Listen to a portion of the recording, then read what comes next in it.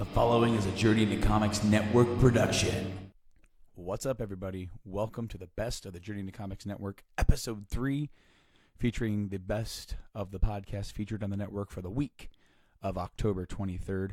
I am Brando, one of the hosts here on the Journey into Comics Network, and I welcome you to this best of format, which we've been doing for a couple of episodes now, which basically dips your toe into a little bit of everything that we have to offer here on the network. And this week is especially special for you this week because this features the debut of a new show for the network.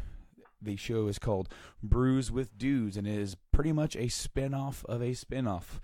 I said earlier today that I kind of feel like an 80s sitcom where we begat a podcast, and that podcast begat a podcast, and I just wonder if Brews with Dudes will begat another podcast. Well, sit tight, sit back, and enjoy some of the best that we had to offer this week on the Journey into Comics Network. See you later, guys. Ladies and gentlemen, you're listening to Journey into Comics. So let's go ahead and get the Flash talk out of the way. I like that old time rock and roll. Oh man, that was a beautiful post cold open, which was dark as fuck. Let me just shake a dude to death in an elevator. Oh. Yeah. Kilgore. Yeah, do you guys want to know something really fucking weird? I'm going to tangent just for a second, but I swear it's so... Definitely, this is the best place to talk about it. Yesterday, which is 2 days ago for people who are listening to this on the release day, Walk Among Us played Detroit. You guys are aware of that. I have not... Hell yeah. I didn't really recount to you guys anything that's happened yet, but it's actually quite interesting. So while the drive was pretty normal, there was nothing too unnatural. It was like a 3-hour and 50-some-odd minute drive to the venue. And we got there right at load-in and whatever. But here's the weird thing. Multiple times yesterday, I had huge CW references happening. And here's what I mean. I, yesterday at random, grabbed a shirt as soon as I got up, threw it on. I just so happened to put my Arrow shirt on. So I was like, oh, cool, it's a CW day. Ha, ha, ha. Veronica and I are in the truck. We're driving to Detroit. We stop to get fuel. We stop at a Culver's to get food. There is a... it's not a PT Cruiser. I can't think of what this car is. It's a Chevy, but it's like a cube. I don't know what the hell it's called. Maybe. It probably is that, yeah. But it was all red and literally had Flash emblems on it as if it were the Flash. And I was like, that's awesome. Nice. And I was like, okay, that's kind of bizarre. Then we're exiting to the venue onto Kilgore Road. I was like, this is fucking weird, dudes. Like, it was like the Flash and Arrow and CW was just all-encompassing yesterday. Last thing you see, like, a Supergirl cosplayer at your concert. But, like, what is happening? Officially, I think I would have jumped off the drums at that point. Like, I'm done. There's too much. Can't do what it. this shit? But anyways, let's get into this Flash talk. We had Kilgore as the, kind of baddie of the week, setting up what's going on with the Thinker. You have... some interesting 111 day with Cisco and Gypsy. Almost forgot her name. I would have felt like a schmuck. You've got some interesting going-ons with Caitlin and her inability to control Killer Frost. Iris stuff? Iris and Barry stuff, which was very interesting. Couples therapy. Mm-hmm. So let's kick it over to AP first. What do you think on this episode? What were some things that stuck out to you? I still loved the breakfast scene. It reminded me a lot of season 1, like when you just rush in and grab coffee and like leave money. So I was like, oh, look at that, he's doing it again. But like did it all during a flip of a pancake.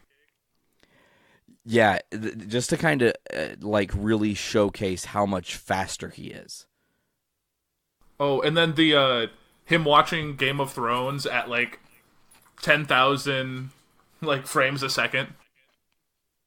He's like, Jon Snow's dead. Oh, he's alive. Oh, that's...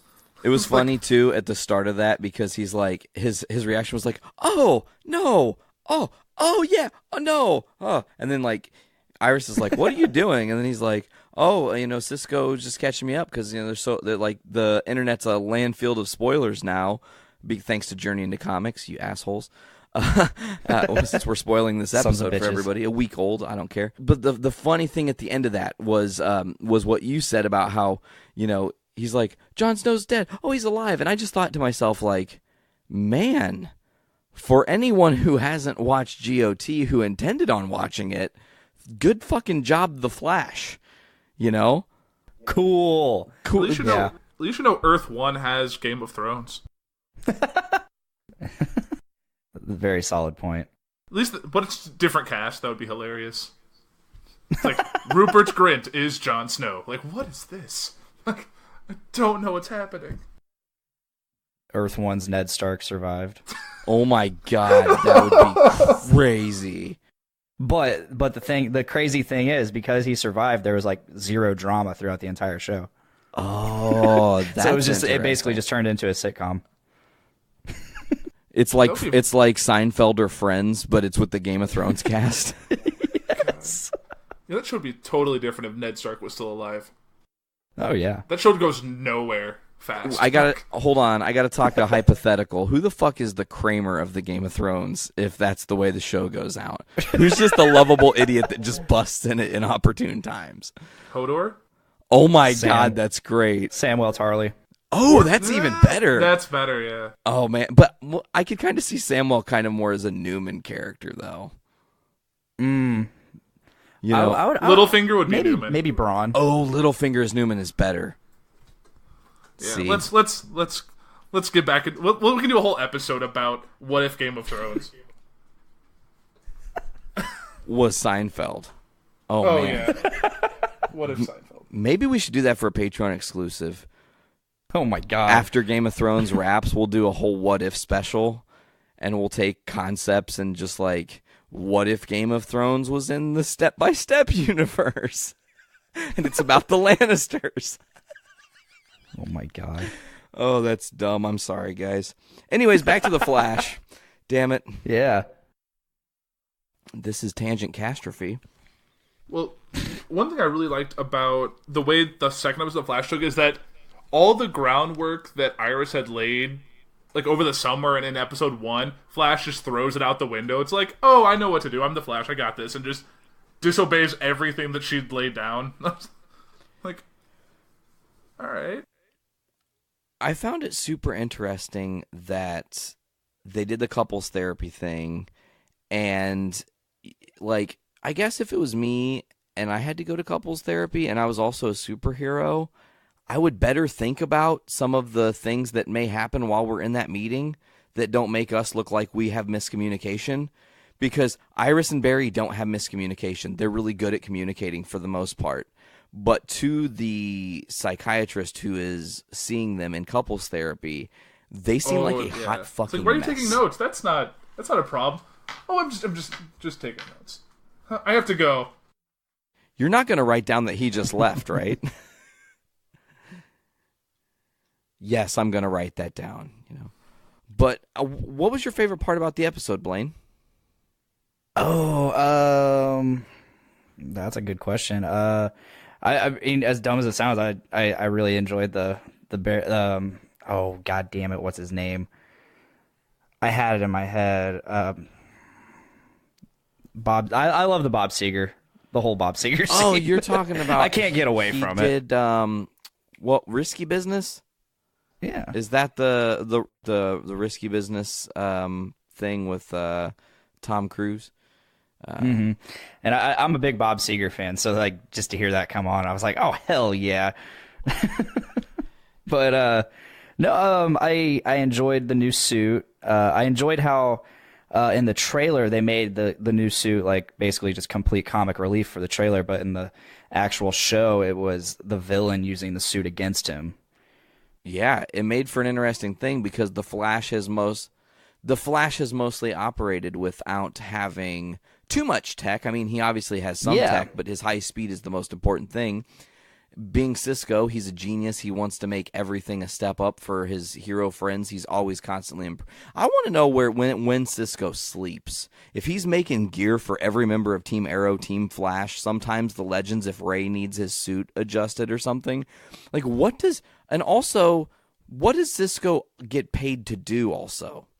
Because he's not making much on the CCPD gig. I mean, let's be real. Well, didn't he get all of Harrison Wells's... Didn't, Barry Allen get all of Harrison Wells's money when he died in that will?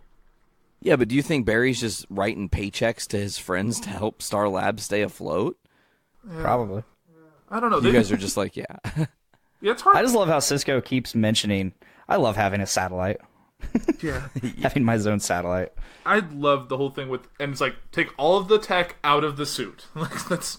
But I think that was my favorite villain that we've had in a while. Just because I really like... It's an interesting ability. And the whole thing that he's not tied to the accelerator explosion. Yeah, which is good because they had... You know, they kind of teased this last season that there were possibly metas that had been created not because of the particle accelerator exploding, and some like, well, how can that be? So that actually this is a beautiful time now. We're early in season 4 to drop that somehow, some way, metas are being created in elsewhere. Yeah, I look at he says like, "Oh, I'm not the only one." I was like, "What?"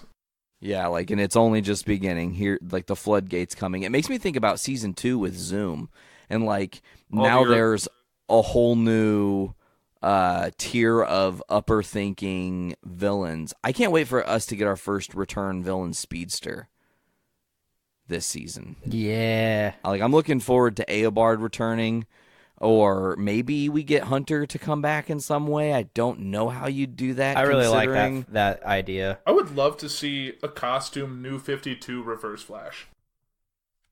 Oh my God, his new silver with the black lines that go down his arms. Yes, that would be amazing. Yeah, that suit's super awesome. There's actually this dude, Boss Logic, who does a lot of concept art and people want to know what fucking Army Hammer would look like as the Green Arrow or the Green Lantern. I can make that. And this dude fucking photoshops the shit and makes it look super high tech and cool looking. He did the Red Death in a realistic style, and it looks amazing. Blaine, do you know about Red Death? Sounds familiar. He's a new character. Essentially, there's this dark metal saga happening in DC right now, and a bunch of alternate Batmans have been created. Okay. It's basically in an alternate world where Batman chose to take the powers of the Justice League. So at one point, this is a little spoiler, but I don't know if you're going to read the comic. It's he turns his Batmobile into a sonic treadmill and sucks all of the Speed Force from the Flash and takes it on as his own ability. It's really messed up, but he becomes, the Red Death. I was like, okay. It's awesome because his suit's got the bat logo on his chest, but there's a lightning bolt through the center of it. That'd be rad. And he kind of looks like Zoom. He's got the kind of weird mouth coverage going on, and still looks like ears, Batman. He still has the bat ears. Can't get rid of those. I'm looking this up. I gotta see this. There's I'm wondering, do you guys think we're gonna start building towards Bart Allen's introduction into the Flash? He being the 31st century Flash, grandson of Barry. Well, they did tease the Tornado Twins. Kinda. Yes, they did last week. So it's possible, but I don't know if they're ready to open the doors to the distant future beyond Eobard Thawne. I just think there's a whole lot of story that hasn't been told yet that they can pull from for that. I mean, how incredible would it be to do a whole episode in the 25th century as Eobard? Here's the thing. He has such a tragic story, guys. Think about it. He literally is a kid who is obsessed with the Flash. He loves the Flash. He's like, oh my God, I want to be like the Flash. Someday I want to run as fast as the Flash. He learns how to run as fast as the Flash. He can then kind of replicate what the Flash was doing and realizes he's the Flash's greatest foe. That's a mind fuck. Then you're like, well, what do?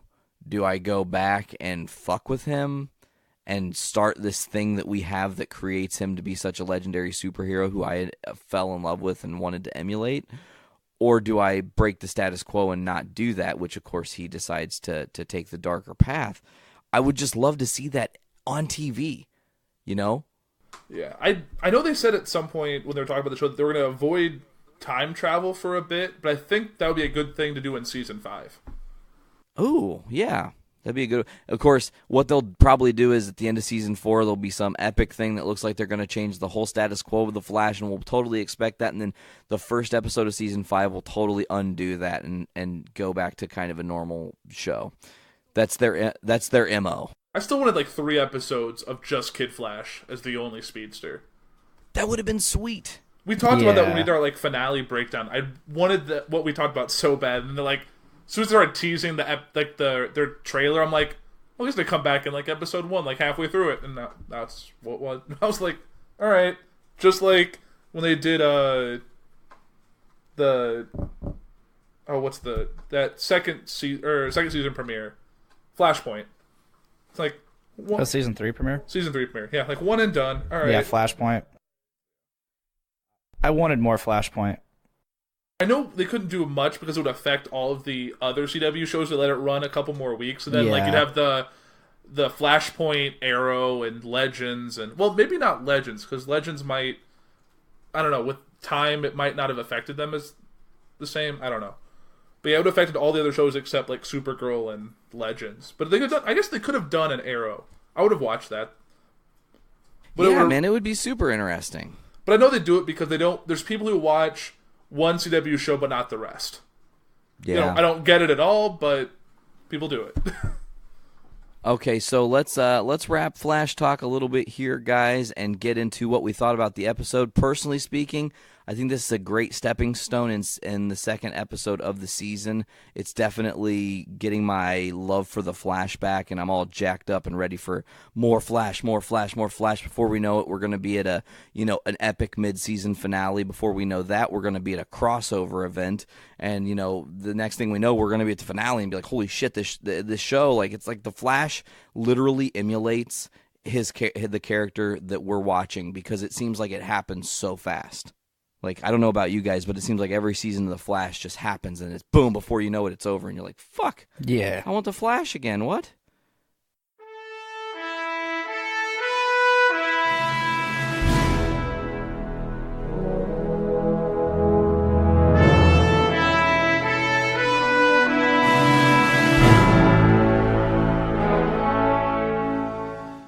Good evening, ladies and gentlemen, and welcome to another episode of the Puhr Report. I am your host, Andrew Puhr, and I want to thank you for joining me. It also came out last week that Bush and Obama on Thursday both gave separate speech that kind of came out to denounce Trump.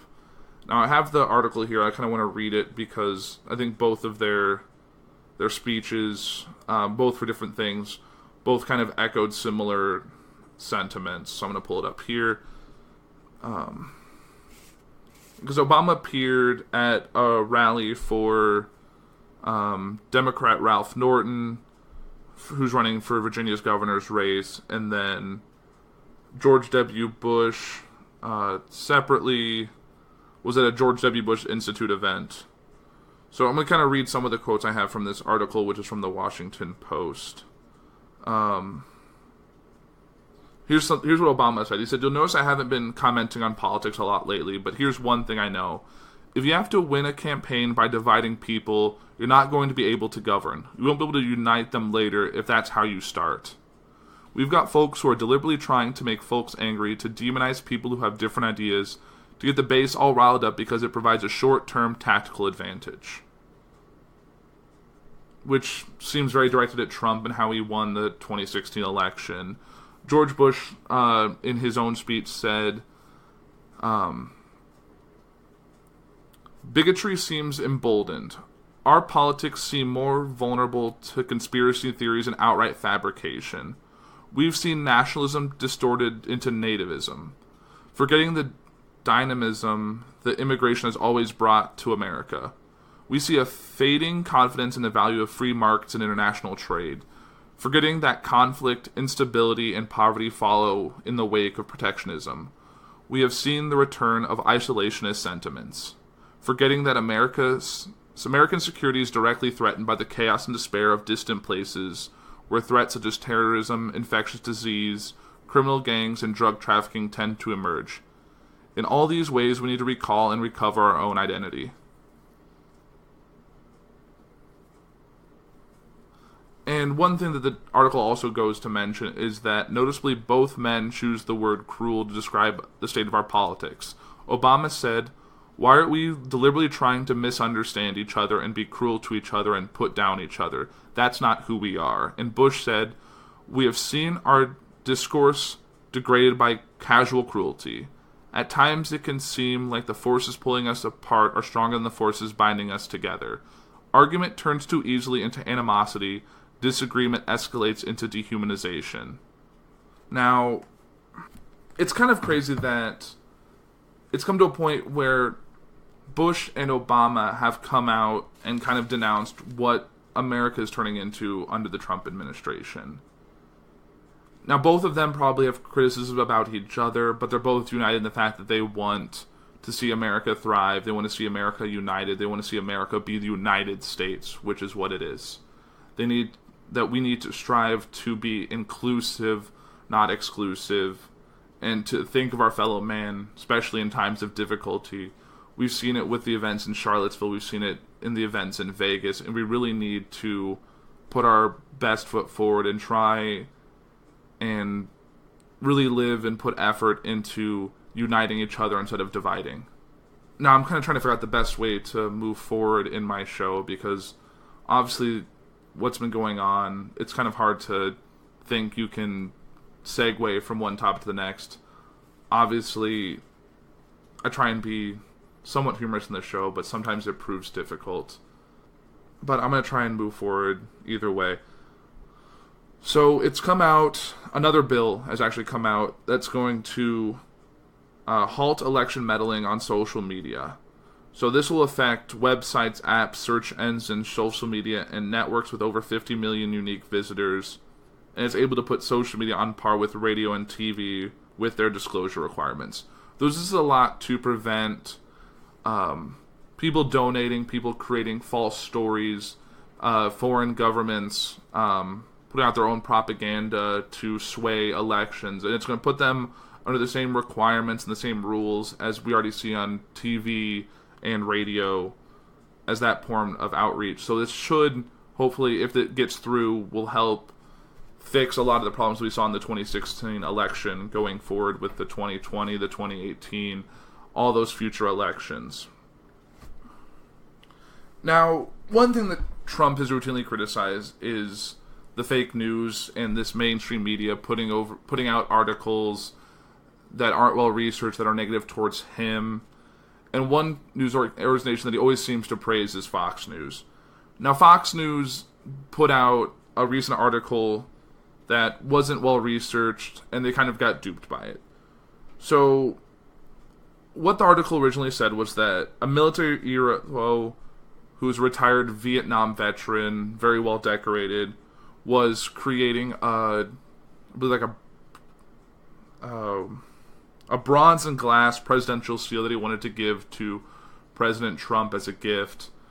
So, obviously, that's something that really appeals to the base. That's something that Trump would want to hear about. That's definitely something that Fox News would like to put forward. So they put this article up and said basically, like, decorated war hero creates gift for Trump.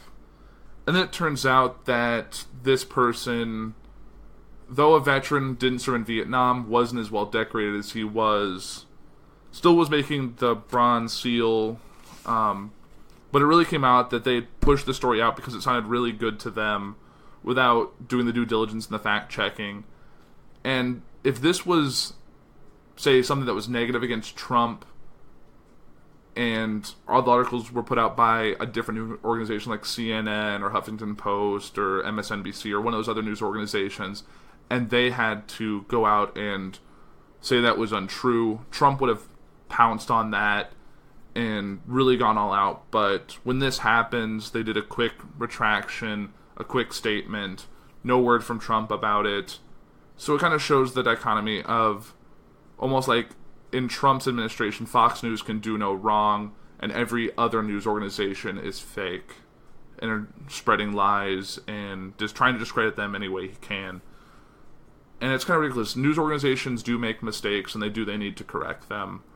But they're all doing the best they can. They're reporting. They're getting their own facts. They're searching out the truth, and they're sharing the truth with the people. And that's just their job. That's the job of the news, to give people like us access to things we wouldn't know about otherwise. So I think that's something that... It's good that this happened. It's good that Fox had a misstep. It gets them off the pedestal that they've been put on by the Trump administration and by Donald Trump praising them constantly. It kind of knocked them down a little bit. And it kind of allows us to see that Fox News and these news organizations that Trump values are fallible, which I think is what we need moving forward. And I know earlier we've talked about jokes and with like the late night news. So in a recent Al Smith dinner, Paul Ryan, who we know is the Speaker of the House, made a couple jokes about Donald Trump. I know he said it in one point. He said, like right when he stood up when they were applauding his entrance, he says, "Enough with the applause. You sound like the cabinet when Donald Trump walks into the room." And something also saying like, "Every morning I wake up in my office and I scroll through Twitter to see which tweets that I will have to pretend that I did not see later on." And I'm going to share a short audio of this interview, and then I'll kind of come back to talk about it. You know what I find amazing about this is I don't think I've seen this many New York liberals, this many Wall Street CEOs in one room since my last visit to the White House. I want to promise you, though, because I've heard a few stories about how the dinner went last year. So I want to put your minds at ease. You can relax about my remarks. I know last year that Donald Trump offended some people. I know his comments, according to critics, went too far. Some said it was unbecoming of a public figure, and they said that his comments were offensive. Well, thank God he's learned his lesson. The truth is, the press absolutely misunderstands and never records the big accomplishments of the White House. Look at all the new jobs that the president has created, just among the White House staff. And when you read the papers tomorrow, everyone's going to report this thing differently. Breitbart's going to lead with, "Ryan slams the president amongst liberal elites." New York Times is going to report, "Ryan defends the president in a state Hillary won." And the president will tweet, 300,000 at Al Smith dinner cheer mention of my name. Now, as you see, it's good to sometimes joke about what's going on, but Paul Ryan, as Speaker of the House, has a lot to gain from a Republican-run White House and House and Senate. And you can't joke about things that you're quietly endorsing. Yes, Trump does some crazy things, but you making light of them doesn't change the fact that some of the stuff he does is ridiculous. And a statement like the whole thing with the Twitter, saying what I have to pretend I didn't know about later on, is a little ridiculous. I think that you should, if you're involved in the administration, you shouldn't be able to make light of what the administration is doing and the stuff that the president is saying. I think you need to be held just as accountable as he is. So I think making light of it, though it's sometimes good to make light of certain events, is not something that he should be doing. Red meat, we crave sustenance. Guys, we are not invading my aunt.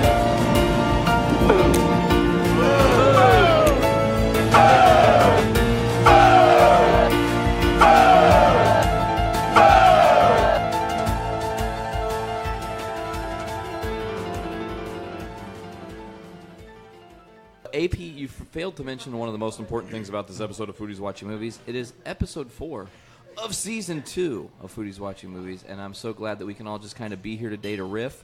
I kind of just want this to be an experience of eating and being together. We're all together as the network. This doesn't typically happen.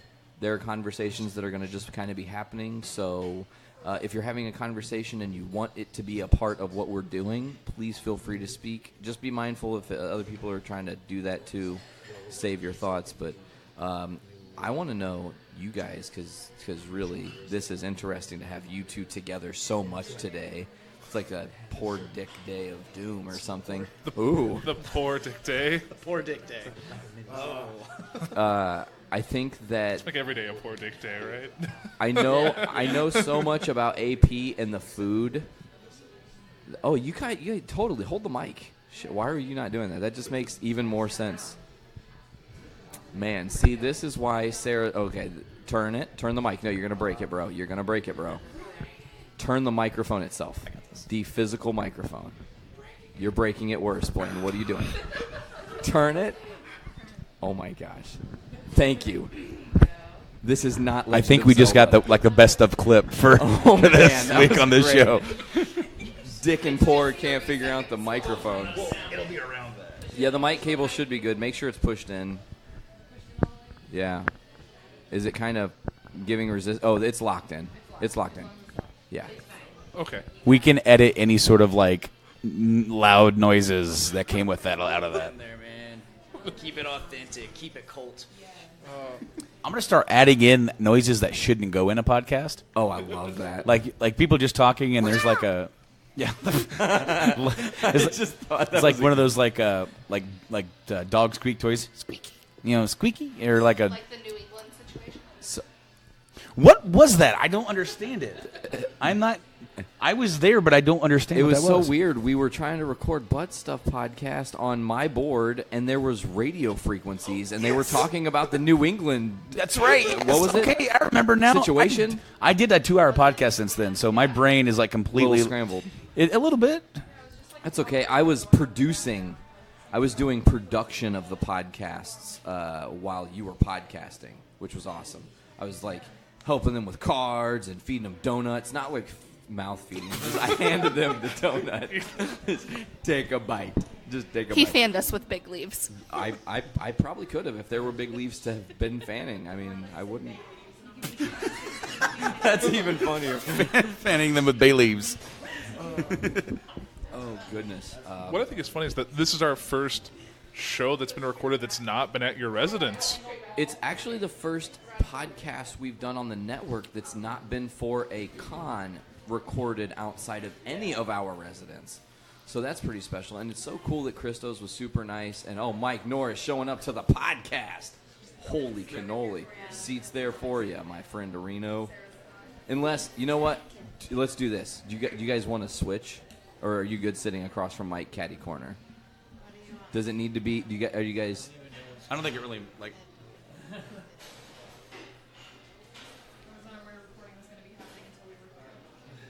Oh, shoot! I wish I would have known that. I thought I had written in the group that we were going to also be recording. Oh, that's true. But yeah, well, it's a busy group. Lots of talking goes on. Is that the one thing when you flames? So many did flamers. you choose that? I always wanted to ask you. Did you set that on the group? Is that the default? I set that because I wanted everything to be fire. Yeah, I remember that. I was like, "Can we please change this?" No, because it was I didn't want to change the fire. I wanted to change to something other than the thumbs up. Yeah, and I just thought I don't know. It just sounds so the thumbs up is just so condescending. It is. It's just like thumbs up all the time. Hey, it's like cool. My dad. It's like cool. Read your message. Don't really have a real response for you. Bye. Warning. Podcastrophe imminent.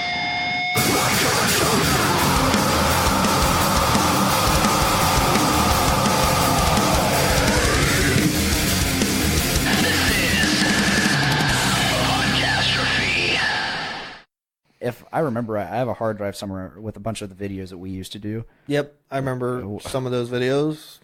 What was that? What was that going to be called? I don't know. Do we have a thing for it was just Matt and Blaine?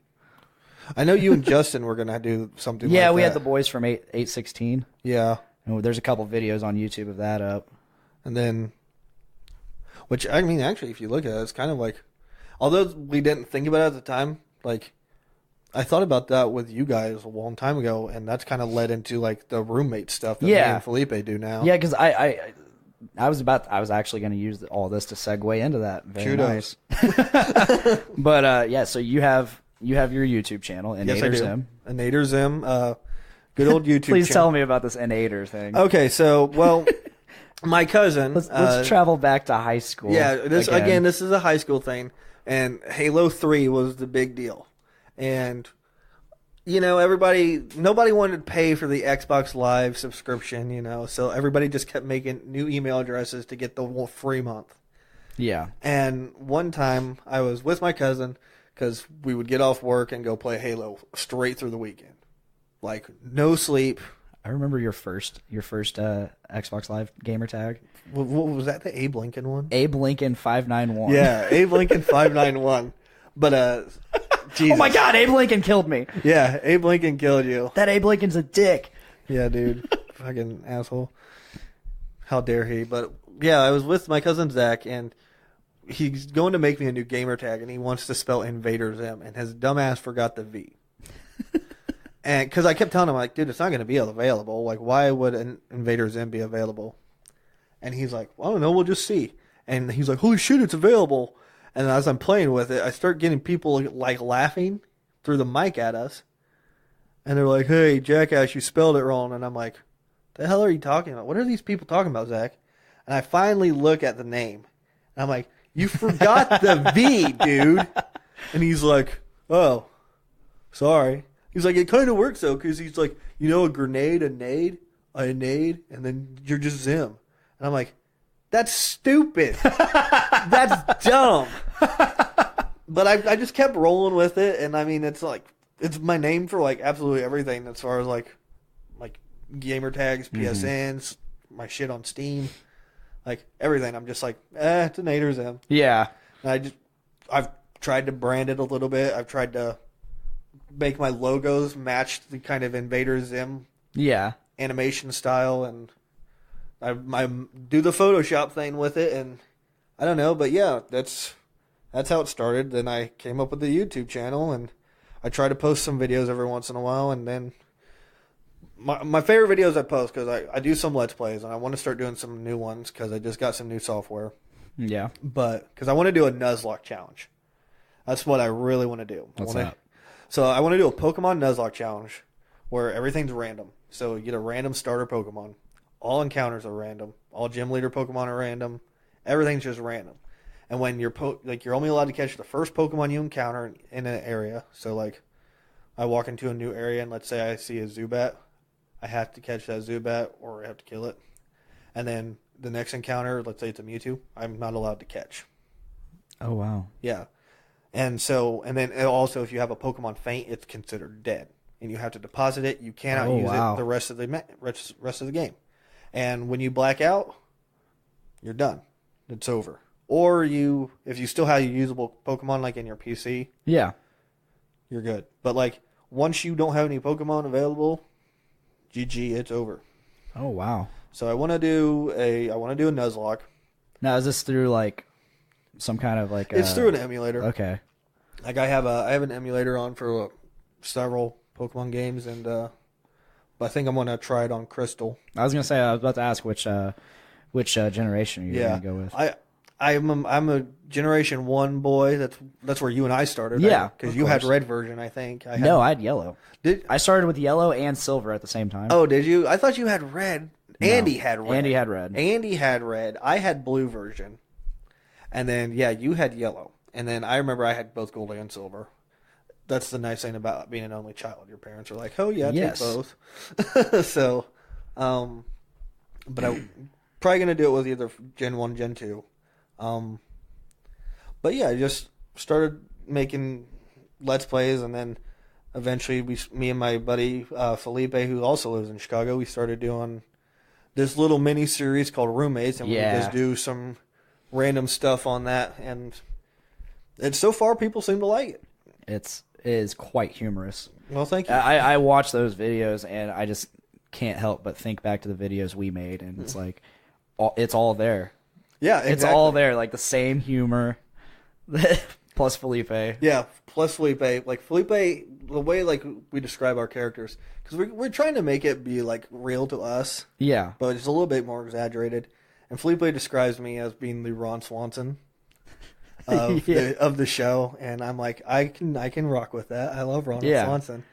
Give me all the bacon and the eggs, and I mean all the eggs and the bacon. But I believe you misheard me. I said I want all of the bacon and eggs. Yeah, I want to be that Ron Swanson character. So we try to play our roles, but eventually we want to kind of branch out, and we want it to catch up. Like we want it to be like a fairly decent thing. Like I'll go pitch this to NBC if I want to. Yeah. Oh, by the way, I have a role for you in a future episode, hopefully. Okay. And I'll just give you a hint. Brutal burrito. Oh shit. So literally, it sounds like. But yeah, that's the hint. That's it's gonna be probably distant future. Okay. But we want to do an episode with that, and then yeah, we have a fun time doing these things. The most recent episode, Felipe thinks he gets superpowers, and it's filmed in a kind of mockumentary style, like the Office or Parks, and yeah, we just put it together. I dug that because like Cesar, he also guested in the video. Yeah, Cesar guessed in this one, and he's just like, he's not that fast. Yeah, we not made that fast. Cesar. If you don't know Cesar is a big fan of the Flash. Yes, like loves DC Comics, but he loves the Flash, and so we wanted to incorporate that into this video. And so I just told him, I was like, listen, every chance you get, you're just gonna be like, I don't understand why he thinks he's so fast. I want him to basically be obsessed with the fact that Felipe is supposed to be super fast, and he just can't get over it. And Felipe is like retardedly slow. Felipe is just ridiculous. Like everything he does, every character, everything he does for his character, and in real life, he's just a ridiculous person in general. He's one of the best people I've ever met. Yes, he is the nicest. One of the nicest people I've ever met. Dude is charismatic. Like when he is in a room, he owns the room. Yes, and I mean it's great. And so like with his character being the way it is, it suits him so well, and it's like someone cranked up the volume to 11 on him. Yeah. And my character is just at a point where it's so annoyed with him. It's like, why am I friends with this person? And eventually, we want to kind of flip roles and stuff. But, we'll have those episodes where... It's kind of like a Jake and Amir thing. Exactly. I see it. The way I describe it is it's the Friends spinoff we always wanted of Joey and Chandler. Oh, shit. And... except I play the role as Chandler. Just much more serious. Just much more serious and not as sarcastic. Yeah. Whereas Felipe plays the role of Joey, just brown. Way dumber. Just way dumber and Mexican. So. Yeah. I really... Well, I pay attention to like little things in when it comes to comedy. I pay attention to little things like timing, like the I love the physicality that you guys put into it, like just like little quirks that you guys put into your movements, and like Felipe, like we do pretty much all of it like ad lib off the top of our head, like, and that's I can tell. Like you can tell, but that's just how you guys are. Yeah, we don't do scripts. We'll write out like maybe a basic timeline, or we'll talk about it before we shoot the scene. Yeah, but like all the interviews are just kind of off the top of our head, and like we just figure out the pacing that we want to do, and I feel like we do a really good job at pacing what we want to say, especially like this past one with like all the interviews. Yeah. Like Felipe he has that timing of when to just be a complete idiot, and it's fantastic. and you get to do this in public too. I know. And we'll have like random people like I don't know if you guys if any of the viewers check them out, but there's an episode called Dishes, and we pretty much just we have an NBA, we have a shootout, a Nerf basketball shootout to see who does the dishes, and we just do shots all around Chicago. Which you guys used to do that at your old place, didn't yeah, you? we used to. You did we used to have we used to have a thing called Dorm Ball, and like the show is based off of all real life things. Like there's gonna be like stuff that comes up like. Anyway, yeah, I'll get to that a little bit. But Dorm Ball was like a thing that we would play with this Nerf basketball hoop in our living room. And we would just play horse. Yeah. And eventually it was like, we'll play horse to see who does the dishes. And like, just things like that. And it's always the stupidest shots. Like I spent 2 weeks trying to kick the ball off the wall into the hoop. And I finally made it. And that was like the toughest shot anybody made. And then I think finally Skylar made like this absolutely ridiculous shot where he like took off his flip flop, hit it, it hit the ceiling, and then hit like in the hoop. Wow. We're like, what? I can't make that because I don't even own a flip flop. That's not fair. It's not fair. But yeah, like these are all things based off like what we did in the original apartment with me, him, and Skylar. Like our original like shot where our little demo shot was. Felipe comes down and he finds gummy bears or gummy worms all over the floor, and he yells at me, and I wake up and I have one stuck in my beard. And this is at the time where I had my beard out pretty bushy. That's from a real thing. We were sitting there, and I was watching Netflix. I don't remember what show. And Felipe is like, "Hey, I'm going to go to bed." And this was for someone's 21st birthday party. And I was like, "All right, I'm going to watch TV." Well, I guess he came down probably like an hour or so later, and he sees me passed out on the couch. Except I'm passed out in like a weird position. Yeah.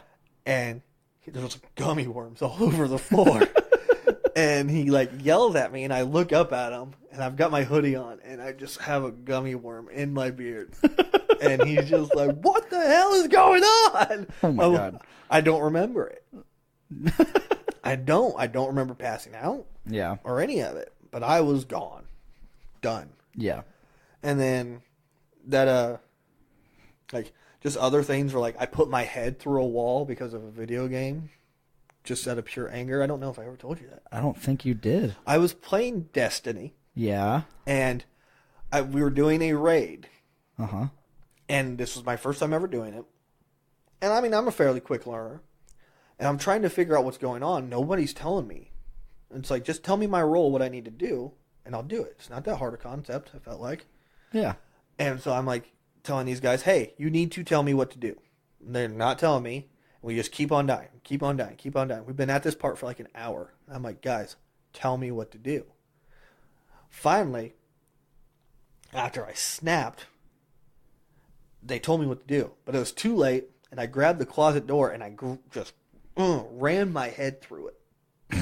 So there was a giant hole. Oh, my God. Where my forehead went through the door. And yeah, it's just stuff like that. But we try to like base everything on like real things that like roommates would have trouble with, or like things that we had, while we were roommates. And then we want to expand. We want to bring our friends into it. Yeah, we want to bring our friends from back home, like Cesar. We want more guest appearances. Oh, definitely. And then we have friends up in Chicago that we'd like to bring into it as well. So we're hoping it continues to be pretty well received by the people that watch it. Hopefully more people watch it. And then we can just keep on growing, keep on building. Yeah. And that's the goal. I was going to say, do you want this to become a full-time thing? It'd be nice. I mean, yeah, I have a lot of things I want to do. Yeah. I'm not a one-trick pony when it comes to this is what I want for a career. I have a lot of stuff I want to do. And one of the things I want to do is I want to write. I want to write like books. I want to write shows. I want to write movies. Like this is a passion of mine. Yeah. Like I'm working on a book right now. Not very far on it because I'm one of those people that's a perfectionist, and every time I see it, I'm like, I can do better. Yeah. So I always restart, which is not good. Don't do that. If you're a writer, just write. Just write and then edit when you're done. Don't edit while doing it. But so I'm currently writing a book, and then I work on these episodes to try to come up with ideas. And again, we don't really write scripts for them though. But I would eventually like to kind of write longer episodes because our current episode lengths, they generally range between like 3 to 5 minutes. Some have been a little bit longer. Yeah. But I would like eventually for them to become like, maybe 15, 20 minutes. Something like that. That'd be really cool, especially if they're entertaining, throughout the entire episode. Yeah, exactly. And I mean, we've all had bad roommate experiences. Oh boy, have we! Yes, I mean everybody has. If you haven't, then I mean, good for you. But a lot of us have had bad roommate experiences. Whether it be went off to college, had a bad dorm mate, paired up with a buddy, didn't work out. Done All that of on it. multiple occasions. Yeah, I mean, it happens. This podcast was almost originally founded on a roommateship that Yeah, exactly. didn't quite work out. But you know what? Like, you live and you learn. Yeah. And we can all relate to this. So we want it to be a relatable, fun experience for everybody. And then we want it to build and become, something popular, something that grows. I hope so. I mean, and that was one of the reasons. I mean, besides you being like one of my best friends throughout the years, that was one of the reasons I wanted to bring you onto the show, because you have something that you can promote, that you can promote on my podcast through my podcasting network, the Journey into Comics Network. Yeah, exactly. And hopefully you can grab some fucking potential viewers and subscribers from our audience. Subscribe. Yeah, please subscribe. Subscribe right now. Go to YouTube, search Inator. Forget the V. It's not Invader. Search Inator Zim, all one word. You'll find me. Subscribe. Good luck.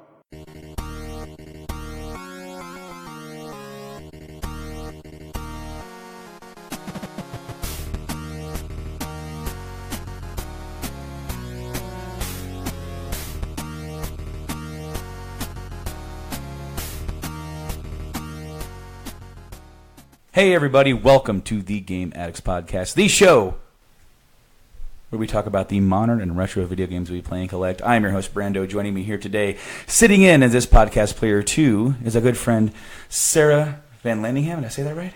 Yes. Awesome. I said that right. Yeah. I don't ever really think I've said your last name out loud before. No, it's a long one, 12 letters, like 4 tiny little words. Can I buy a vowel?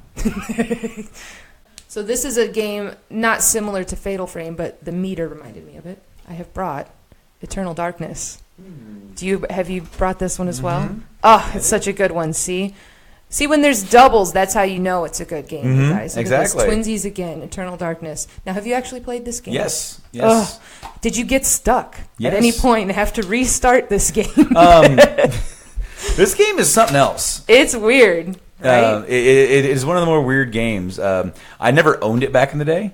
Okay. But I rented it. Yeah. Because I got my cube, and I didn't have a lot of games for it. Mm-hmm. And I saw this, and I'm looking at it, and I'm like, is this kind of like Resident Evil?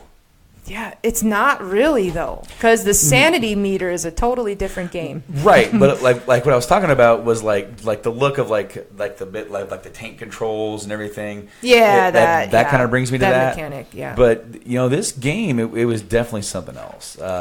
It was scary back in the day because it messed with your TV. They had a sanity meter in this game. That if you, when the enemies would try to attack you and things, they would drain your sanity. And when your sanity started to get drained, things would happen like you would get one hit KO'd and get a game over, but it wasn't really a game over. It's a fake game over. Yeah. They would pretend, or it would say all of a sudden you'd be walking and then like an error message would come up and say that your save file had been deleted. But it was like the actual message. Like it was not like, a fake one. Like they used like the actual screen that usually would happen if you were going to have something like that happen. Exactly.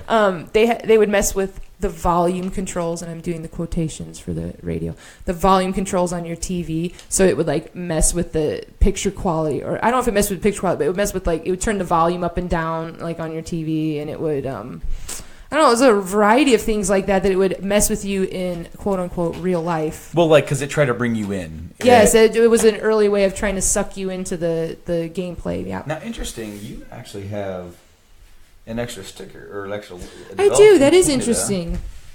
And... I'm not sure why. Okay. Some of the versions of games you'll find in North America have English and French. Mm-hmm. And so, so your copy might have been produced to also have been released in Canada. Yeah, it looks like it. Hence the it's got some extra Canadian. Well, on the back, it also has some extra dialogue or extra lines where it's all in French. It does. I see that here. Yeah. Now, interesting. Like that kind of gameplay integration is something that for people who played Metal Gear. That reminded me of that, but take it to another level. Because so you're playing Metal Gear and you're playing and you're fighting the boss, or no, it's actually even before you get to the boss.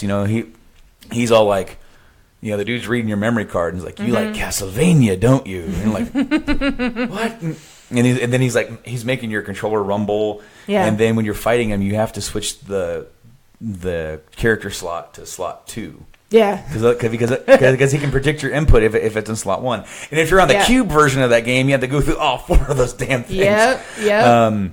But this is only available on the cube, as far as I'm aware. You can play. You can play it on the Wii. On the very first models of the Wii have GameCube built into them. Yes, you can put it in the front just as you would a normal sized disc. Not a lot of people knew that about the original Wii. And then it has like the controllers and memory card slots on top. They took those out eventually. Yeah, they did. But I think it'd be really cool to see this get like a remaster or a... I would like to see them fix what was clunky about it, because the sanity meter, you could get yourself caught in a loop, because there was like a time element in this game where you were going back and forth to like these different periods in history, these weird things, and then you'd be back in like this main mansion and stuff, going back and forth, and you could get stuck places where you literally, the game would trap you and you had no choice but to either start wherever your last save point was, or in some cases literally start the game over. Like you'd have to just start all over again. It was a little clunky in that way. Some of the controls, as in the horror genre, horror survival in particular,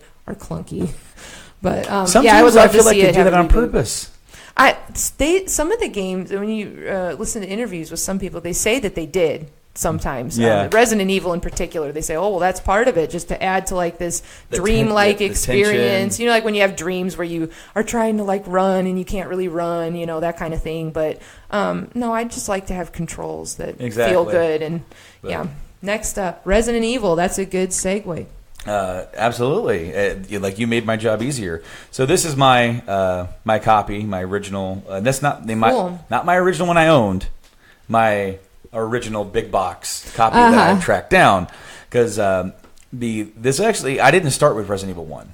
Originally. I didn't either. I actually played Resident Evil 4. That was the first one that I played. Yeah, I really enjoyed that one. Mine was 2, because when I got my PlayStation in the fall of '98, it came with a demo disc, and 2 had just come out, so it had a video for it. Okay. So about maybe a few weeks later, I got to go rent my first PS1 game, and it was Resident Evil 2, and it scared the crap out of me. Yeah, that was one. Was that one Nemesis? No, that one was the one with the Resident Evil 2 was the one with like the lickers. Oh, like when you first see them, they're crawling on the ceiling. Yeah. Okay, but that's scary for a kid. Well, I mean, picture going from Super Nintendo to that. And that's a huge jump back in the day. And so I was like completely terrified, but loved it. Yeah, I kept going back for more. So of course I wanted it for Christmas, but I might have like waited too long to say that I wanted this, because by the time I asked for it, they said we'll see, but they probably had already done their Christmas shopping. Yeah, because I didn't get it. But so I got some Christmas money, but I didn't get enough money to get RE2. So I picked up the director's cut of RE1. Okay. And while RE1 is not the best entry in the series, it's rough, man. Those old 3D controls. I love this game to death. This game makes me laugh so hard. The voice acting in this game, like, it's bad. This is like D-level movie. Like levels it's pretty bad.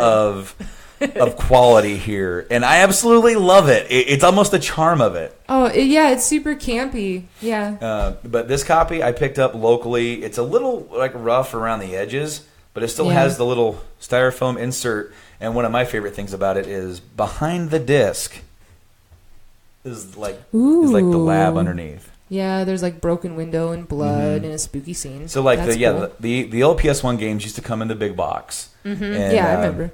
Like the same as like the Saturn, but the selling quality, bigger on the shelf, as it were. Well, the Saturn ones were basically just a really big CD case. Yeah, it was like a big jewel case. And they actually went to that for PlayStation to save money, because these are like more plastic. They have like when you buy specialized I got a PS1 game down there, and I'll show you. But they just print that in there to get that nice little plastic ridge. But I found this locally, and I have more copies of this game than any other game in my collection. Interesting. It is just it resonates with me. Oh, there's another part of that. Yeah. To the lab, cool. like behind the manual. Yeah, there's just the lab. But I have the director's cut. Not my original copy because it disappeared. But I bought a brand new copy in 2007, about 10 years ago, on eBay for $20. So I got to actually unwrap it and nice, like have that old school feel. And then I bought this copy, you know, which I saw it on the shelf and was like, I don't need this at all. Yeah. But you need it. But the collector in me was like, no, feed the beast. I have to. And then I found the original director's cut, which came with the RE2 demo disc. Yeah. So now I have that. Yeah. So I have 3 copies of the same game. And then they did the remake for GameCube. So I have that. Yeah. And then they did the HD remaster of the remake for PS3. And then PS4, right? Okay. Okay, so when they did it for PS3, it was download only. Oh, that's kind of fun. It was sad. It's no fun. I was heartbroken. In certain situations, digital's fine, but for the collector and me that wants some of these games that mean something to me, yeah, I understand that. So over in Singapore or Hong Kong, they have a physical copy of RE remake on PS3 with a reversible cover. One says Biohazard, one says Resident Evil. Oh yeah, that was the original title. Yes, of course.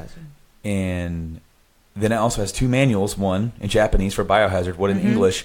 And then when you played the game, it would just ask you like language, English, and that was just for subtitle because the entire game is voice acted in English. It's the same with this one. If you play the Japanese version of Resident Evil, any of them, all the language is in English. Because to them, it was like a homage to like they were trying to make a Western horror that got brought over to Japan. And all the movies over there, they don't dub them; they just do the subtitles. I see. Because they don't want to ruin the integrity of the original. That's what I've heard anyway. Yeah. It's not like us where we overdub everything. True. But yeah, I imported that and bought that, and I have that in my collection now. And then they released it with remake and Zero on PS4. Yep. And I don't own it yet. I'm actually like boycotting that one because you have too many copies already. I don't need it because I already got the damn thing. You don't need it. But I absolutely love the original Resident Evil. I love playing as Jill and having my buddy Barry come around and just act so weird, and then like, wow, you were almost a Jill sandwich. I mean, it's so. Just looking at the cover, it's Bruce Campbell. Yes, on the cover with his boomstick. I mean, you look at the cover of that game; it's all over it. All right, since we were talking about PS1, I'll just go ahead and bust out the Silent Hill. I brought the Silent Hill, and I couldn't choose, so I brought I can't choose between 2 and 3. And here's Silent Hill 1 right here. This is the original Silent Hill, which has just about as much camp. You've brought 2 with you. Good. Hey, we've got the Xbox one. This has extra content on it. The rest will streams after the game is over. You get to do that. But Silent Hill 1, have you ever played Silent Hill 1? Absolutely. Silent Hill 1 with the pterodactyls. That's all I got to say. Why? Why are there pterodactyls? I don't know. Nobody knows. But this game, if you want an interesting thing, this has one of the best game endings in history that you can find. The dog ending to a game. Look it up if you haven't. Silent Hill dog ending. You'll be handsomely rewarded if you don't want to go through the I rented mess of this it. game But back in the day because I saw this was horrifying back in the day. The fog was horrifying. Like, I remember like trying to find his kid, Cheryl. Yeah. And you end up going down like the alleyway. Yeah. And like the controls were wonky, reminiscent of a Resident Evil. Not they had quite. the old 3D style where you turn around in a circle rather than actually moving. And then the camera was sort of like kind of weird places, but then with the alleyway, it was like following you, and I was like. And the fog, they did such a good job back in the day. That was a hard thing to put in a video game. Water and fog and anything like that. And that was like a character in itself in the original Silent Hill was that fog. That was and then the ambiance of you walking through the fog, all the music. Yeah. And then you go into the alleyway and then the siren hits. And it goes dark, and that scared the shit out of me. Yeah. Oh, so good. And Silent Hill 2, same. These games right here, I couldn't decide between them. Silent Hill is one of my favorite game series of all time. I love Silent Hill because, I'm going to have to say 2. I'm going to go with you on 2 as being probably my favorite, with these like close behind for different reasons. But the story in 2, if you're a fan of psychological horror, you have to play this game. If you're you have to play it, and you need to read about what all of the enemies mean, because the movie screwed everything up. Yeah. I mean, the movie, if you just watch it as a movie, it's like, okay, this is whatever, it's a horror movie, fine, and it looks cool. But they took stuff from 1, 2, and 3 and just smush it all up into some story that makes no sense. Okay, Pyramid Head had no business being in that movie at all. No. Pyramid Head, if you want to get a taste of the psychological stuff, Pyramid Head is actually a manifestation of the guilt of the main character in Silent Hill 2. And I don't want to say too much because I don't want to spoil the game for anybody who hasn't played it. Even though it's old, spoilers are old on this one. They're available in HD. I want to say 2 and 3 are available in HD for PS3 and 360. I want to say that you can find them for download. I don't quote me on that. But, I know they're in physical copy. I've danced around getting them. You can get the original Silent Hill on the PS1 Classics on PS3. I know you can get that one. And on the Vita. And then they did announce PS1 Classics were coming to PS4 at some point. Oh, so I don't know if all of them are coming that are already up there, because there's a difference between the PS3 store and PS4 store, and it has to do with licensing. It has to do with sort of like how what's the right word I'm looking for, royalties. Because, for example, and also I guess technical problems, because unrelated, Konami, sure, but if you could download and play the original Metal Gear Solid on the PS3 and PS Vita as a PS1 Classic, you cannot on the Vita store go and get Metal Gear Solid 1. Licensing is weird, man. It's licensing, but I also heard it's available over in Europe, but in America they never did it because it was it was something to do with a security issue within the network. And then after they had that Sony had that big network crash, anything that is like supposedly a problem. And the original people who put that, Konami put that up, and they're like, we're not going to update that. They're like, okay, then it's not available. You can still get that. We told you how to get that. You just have to plug your Vita into a PS3, download it to the PS3, and then move it. Ugh, it's a pain, though. It is a pain. But, yeah. Anyways, Silent Hill. Silent Hill 2. I played it originally on the PS2. Yeah, it originally came out on the PS2. Yes. This was a later release on the Xbox. Yeah. It says here the extras are additional playable character, Maria. Yep. More secrets revealed. It is. You get a whole extra scene to play through at the end of the game. New areas, weapons, and items, enhanced graphics, and lighting effects. So it's worth playing. It's worth playing for the extra scene. And that's awesome. I enjoyed it. I actually still haven't played this yet on the Xbox, because I played the original back in the day, because I liked the first one a lot. Yeah. But it was the second one that had me riveted. Yeah, it's so good. Because I really felt like the writing, and even though, sure, some of the voice acting in 2 is kind of like it's campy. cheesy. It's video game acting for but sure. Like in the first one, it was even more cheesy. Like and you're shooting pterodactyls for some reason. I had to go back to that. It just makes no sense. I went back and played the first one a few years ago, and it just cracked me up having these little demon children with knives and daggers. The little demon babies. They're tiny little knives, and they're evil. I died so many times because of those evil little babies, because they just overtake you. But Silent Hill 2, the way that the story opens is just great. I mean, and it's very, not to bring back up Zelda, but the first Zelda, they just drop you into the game and they say go. Silent Hill 2 is kind of like that. Yeah. You're just dropped into the game and it just says go. And you don't know why you're there. You don't know what you're doing. You don't know where to go. There's all this fog. You definitely experience that game as the main character, James, as it unfolds for him. They're very good at keeping, it's not one of those games where you know a whole lot more as the player than what's given to you in the moment in the game. It's good for that. It's very immersive in that way. With Pyramid Head, okay, so for example, by this point, we already had Nemesis. And he was this big monster chasing you all around. Can't kill him. Very bombastic. Very jump scary. Right. This is not like that. No, this is horrifying. You hear that knife scraping, and you're like, oh my God, where is it? He's nearby. And you can't kill him. No. You can't until the end, but that's different. But like, I just remember like you being like so careful walking around and like trying to like peek around. And without Toonies, like one of the first battles you have, you're just locked in a room.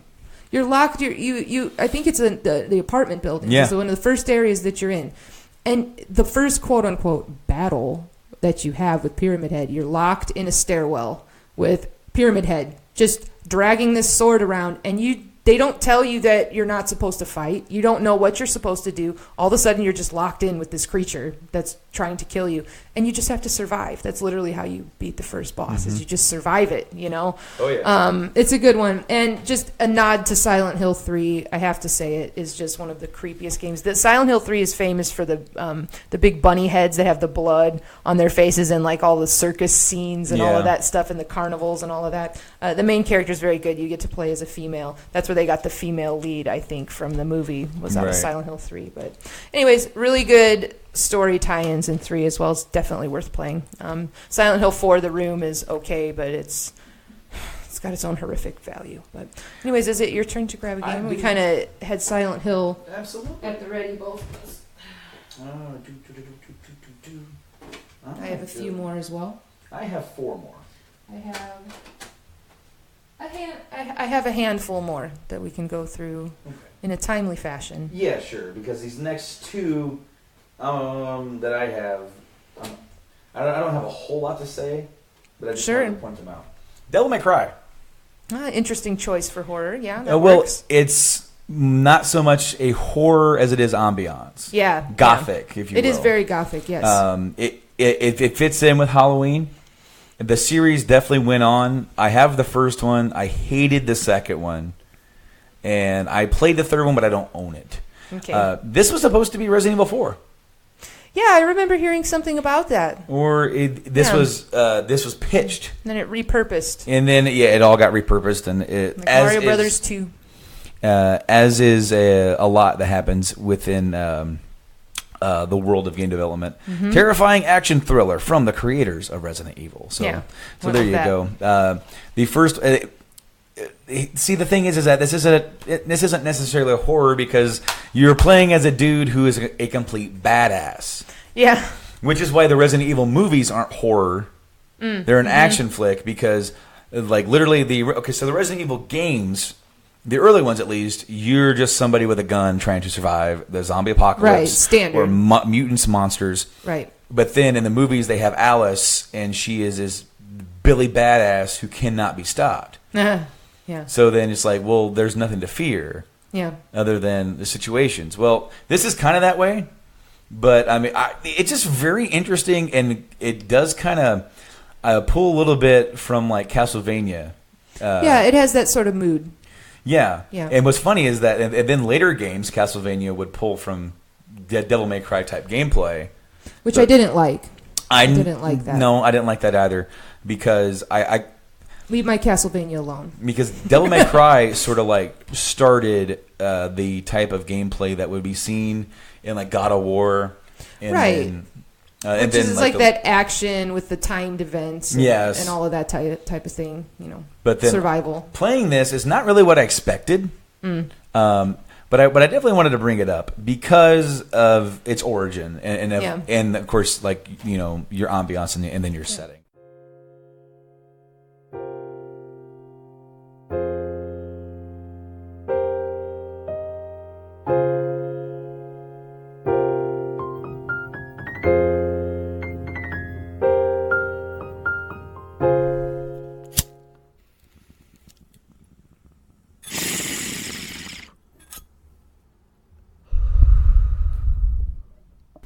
Welcome to Butt Stuff, guys.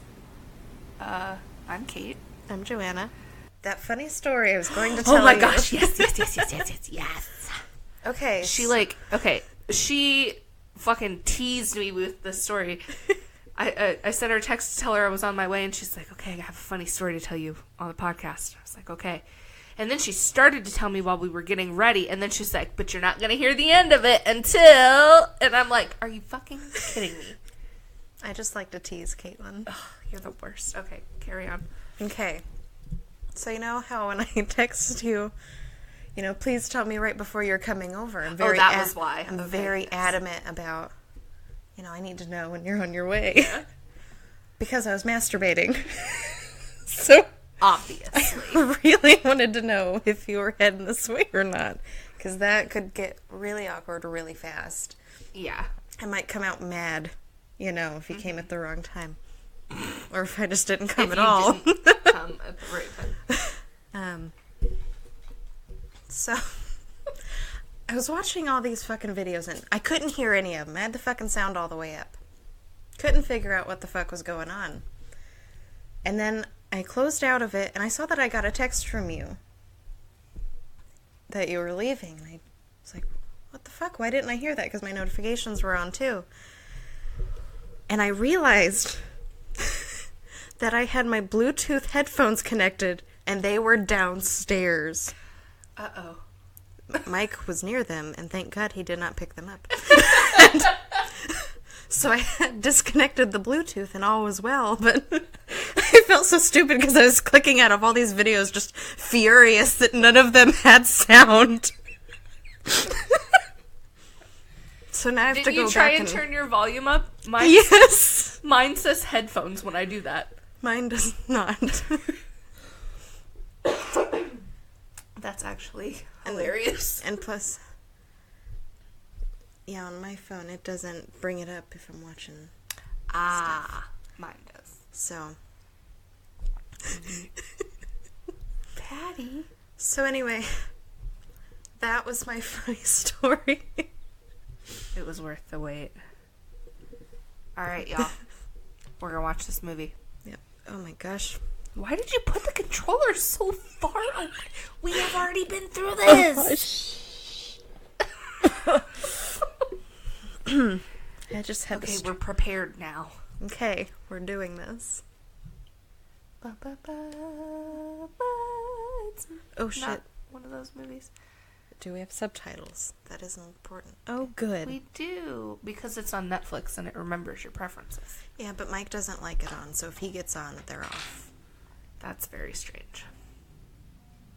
Maybe you should turn it down a little. Oh shit, that's far away too.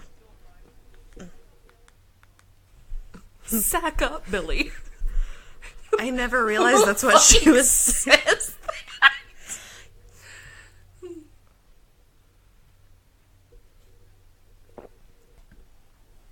I've always thought that these, like, horror movies that start with old found footage are, like,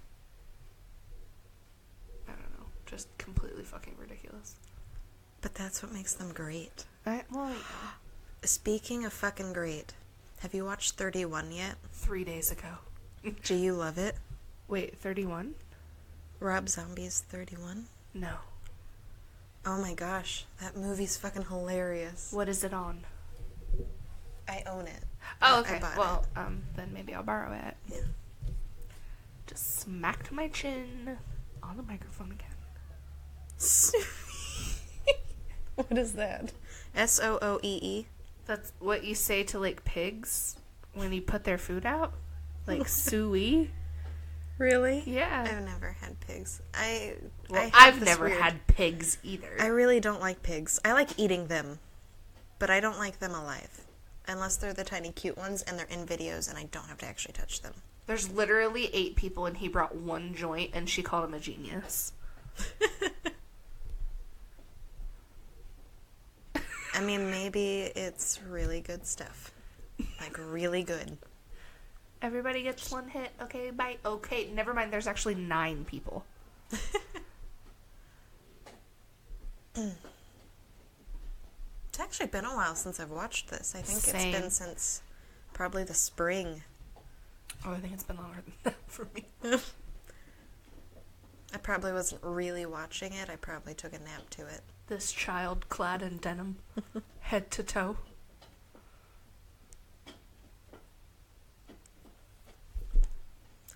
I can really hear Padfoot chewing on that horn. I know. He's so loud. He's literally had the same horn thing for, like, weeks. Yeah. And it's like, it still looks almost new. Like, it's got scratch marks in it from his teeth, but it's not any smaller. Yeah, and he chews on it nonstop, as you might can be. probably hear. That'll probably be the entire show. Have fun. Beers in the pack, you guys. Duh. They don't even look 21. At all. They look so small. They are small. Small. Small college kids. Hey, college kids. Brush clearing thing. He's like listing off all of the things that they end up getting killed. Sorry, spoilers.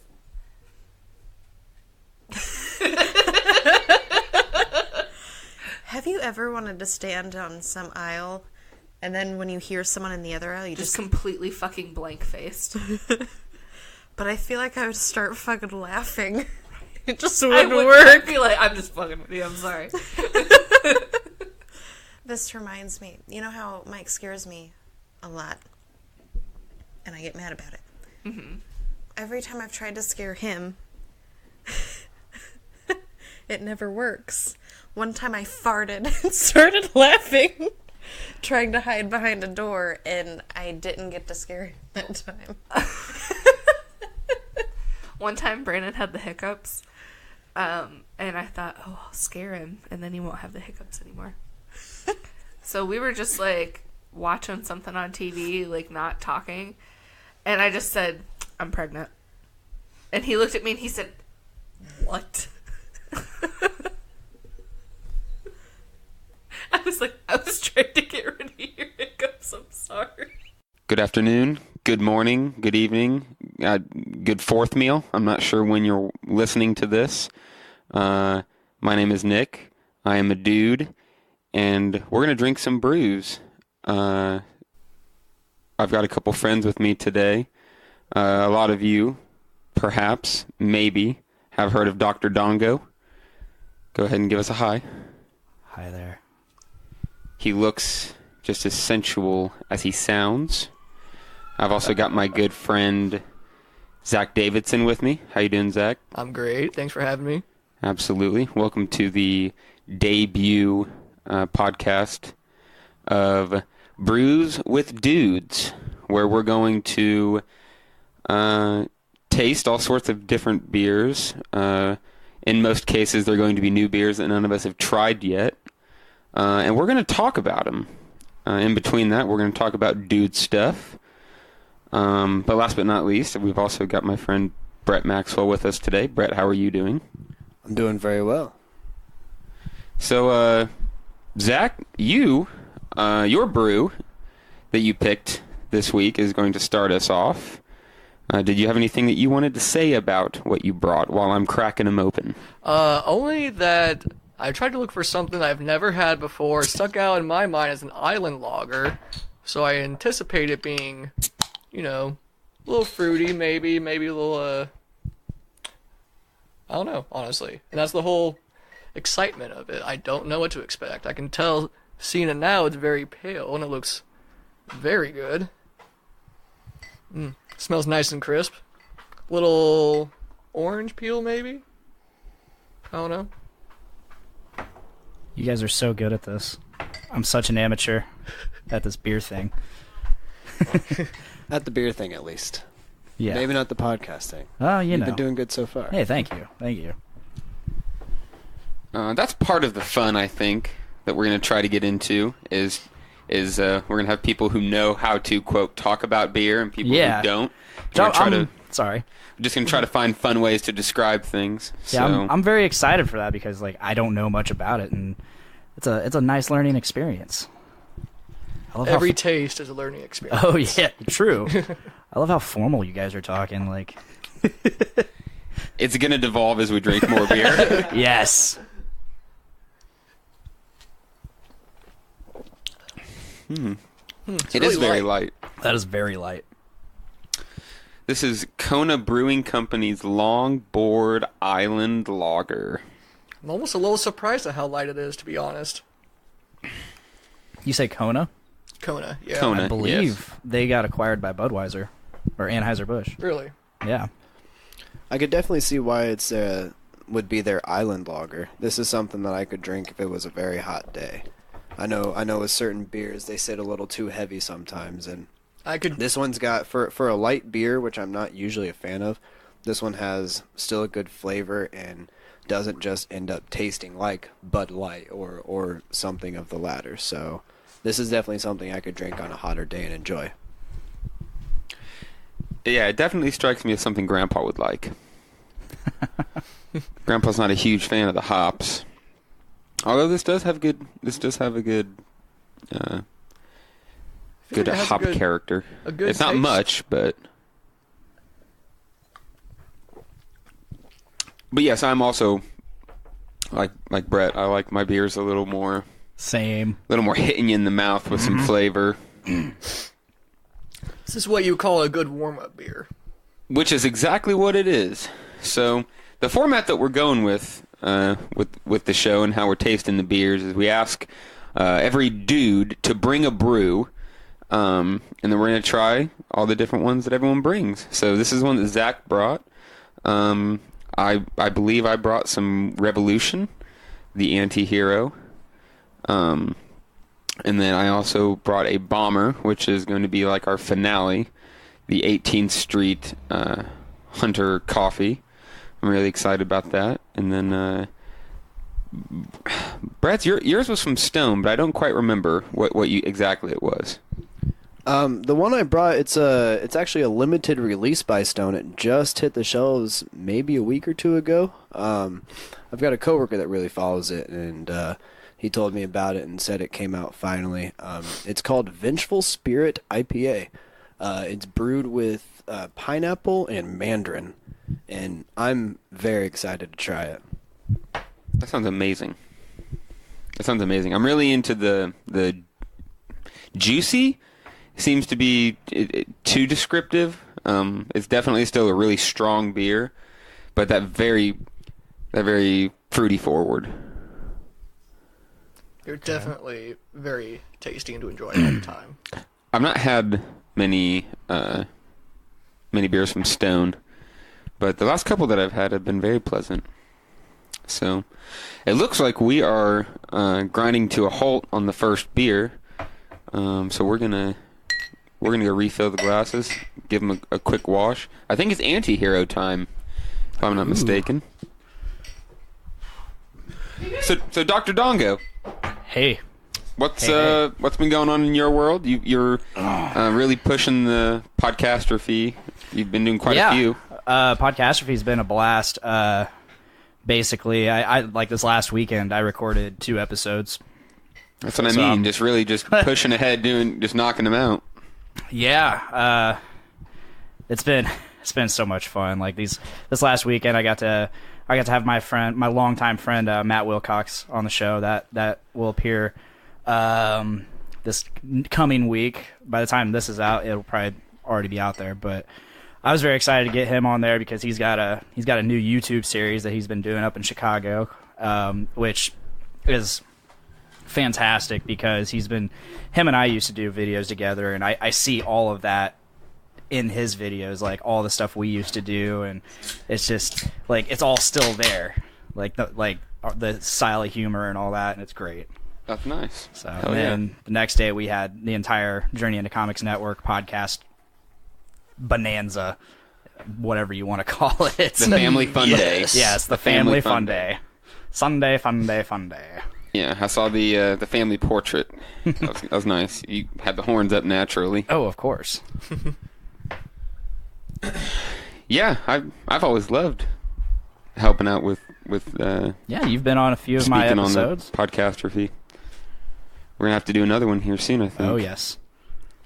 What's gonna be the? We always seem to have a fun, like halfway serious topic. Yeah, like something we plan on, and then the rest is just chaos. Talking about all that remains. Like we're we're gonna do some shit talking, but at the same time we're gonna talk about how we actually like them. Do you want to? I got an idea. So August Burns Red just came out with a new album. I saw. We are both fans. We're big fans. Would you like to review it? We should. We totally should. I'm down. I like that it so idea. far. I like it a lot. So it's already out? Yes. Oh, I've had it for, I think, 2 weeks now. Oh, wow. So it's... Okay, so I'm missing on this one. I sent you a song earlier. You did. You were admittedly running just a couple minutes late, and I was telling the guys, I'm like, it's ridiculous that Dick can send me August Burns Red videos, but while he's driving, like, he should be here. I was listening to that song. I'm like, holy shit, Nick will love this song. Frost, was Yes. that it? Something like that? Yeah, which turns out it actually it's already a single too. So I didn't even know that. Maybe we'll have to pop that on here after we're done recording. Oh yes. So we've got we popped open the Revolution Brewing Anti-Hero IPA. I'm liking the artwork on the can. It's just a big fist. And it looks like they are parachuting down giant hops. And there's a hop general, like it's a guy in a general's kind of outfit, except his head is a hop cone. Nice. The parachuting hops kind of look like the bombs that they. Good afternoon, good morning, good evening, good fourth meal. I'm not sure when you're listening to this. My name is Nick. I am a dude, and we're gonna drink some brews. I've got a couple friends with me today. A lot of you, perhaps, maybe, have heard of Dr. Dongo. Go ahead and give us a hi. Hi there. He looks just as sensual as he sounds. I've also got my good friend Zach Davidson with me. How you doing, Zach? I'm great. Thanks for having me. Absolutely. Welcome to the debut podcast of Brews with Dudes, where we're going to taste all sorts of different beers. In most cases, they're going to be new beers that none of us have tried yet. And we're going to talk about them. In between that, we're going to talk about dude stuff. But last but not least, we've also got my friend Brett Maxwell with us today. Brett, how are you doing? I'm doing very well. So, Zach, your brew that you picked this week is going to start us off. Did you have anything that you wanted to say about what you brought while I'm cracking them open? Only that I tried to look for something I've never had before. Stuck out in my mind as an island lager, so I anticipate it being, a little fruity, maybe a little, I don't know, honestly. And that's the whole excitement of it. I don't know what to expect. I can tell, seeing it now, it's very pale, and it looks very good. Smells nice and crisp. Little orange peel, maybe? I don't know. You guys are so good at this.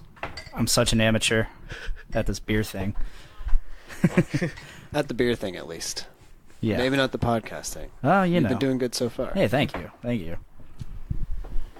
That's part of the fun, I think, that we're going to try to get into is we're going to have people who know how to, quote, talk about beer and people who don't.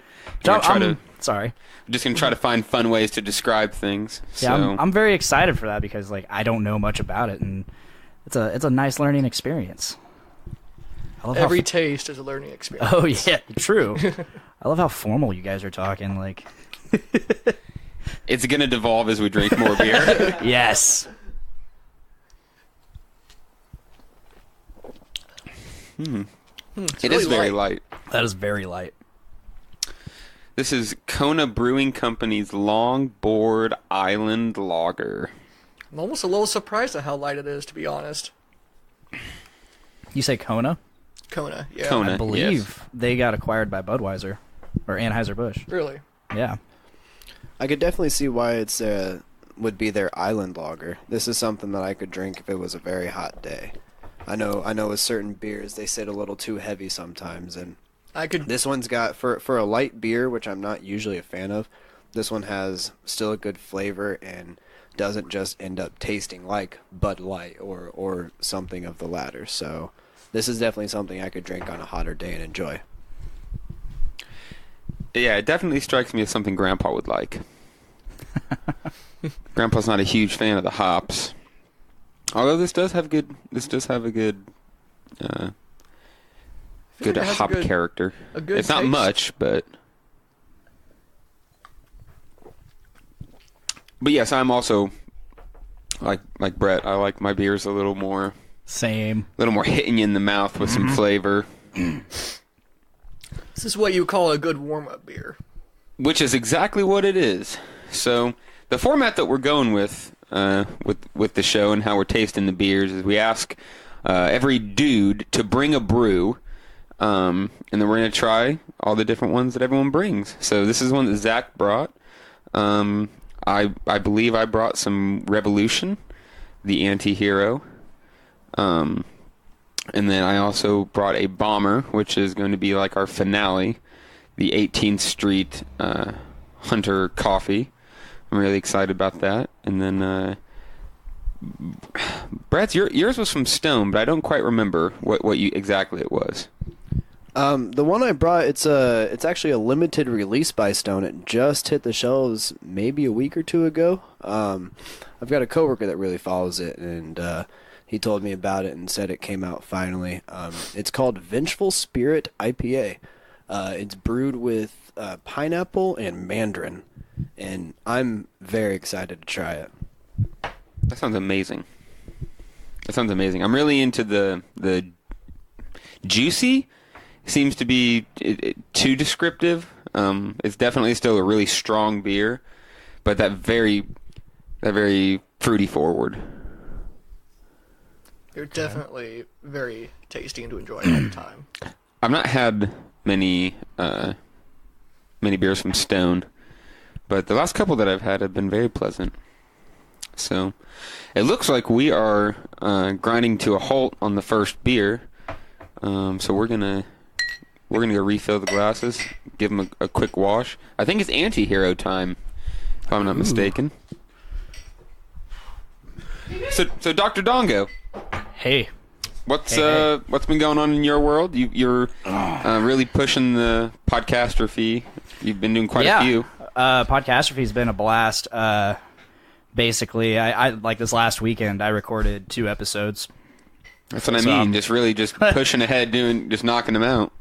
Yeah, it's been so much fun. Like this last weekend, I got to have my longtime friend Matt Wilcox on the show. That will appear this coming week. By the time this is out, it'll probably already be out there. But I was very excited to get him on there because he's got a new YouTube series that he's been doing up in Chicago, which is fantastic because him and I used to do videos together, and I see all of that in his videos, like all the stuff we used to do, and it's just like it's all still there, like the style of humor and all that, and it's great.